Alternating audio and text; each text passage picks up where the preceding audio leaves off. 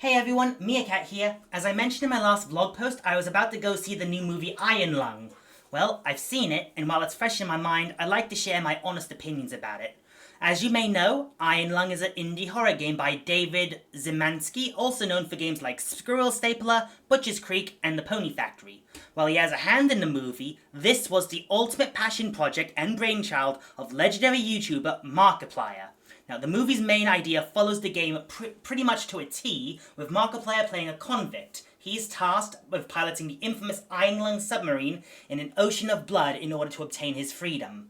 As to why he's doing it, it's said that the ocean has answers related to the Quiet Rapture, an incident which caused the disappearance of all stars, living stars, and humans that lived on it as well. There's only a handful of humans living in space stations.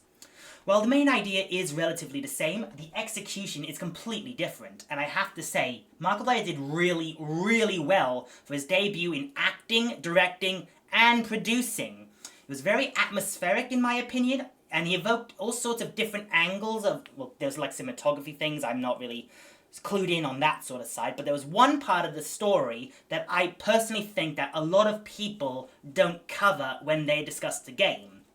The effects on your mind when you're stuck in the submarine on your own. As the story progresses, our Markiplier really goes into the side of being in isolation-induced madness, like he was losing his mind and losing oxygen as well, because he can't get out, he's welded inside, he's stuck. As for the music and sound effects, it is pretty gritty, very fitting. There's not much I can say without spoiling though, but Markiplier really went the extra mile as he added extra details that fleshes out, pun intended, the universe of Iron Lung, and answers a fair few questions about the story as well. But at the same turn of the coin, it adds more questions that need more answers. Although, in this sort of case, I'm kind of willing to overlook it because it's sort of your own interpretation in a way, I suppose. Okay, the only beef I've got with it is that the finale was very slow and stretched out thin. If he could have done it a bit shorter, if anything, would have shaved off a couple more minutes. It might have been a good idea in my opinion, but I'm probably nitpicking as this sort of horror is all cerebral, sort of like the old school Japanese horror movies like The Grudge and The Ring and stuff like that. It's not because you're being hunted by some ancient cursed boogeyman or whatever. It's you, yourself, a rusty submarine, and being adrift in an ocean of blood on a lifeless asteroid. In which I would honestly think, and I was thinking this back when I saw a video of the original game, that the asteroid itself, or at least the blood ocean, is alive.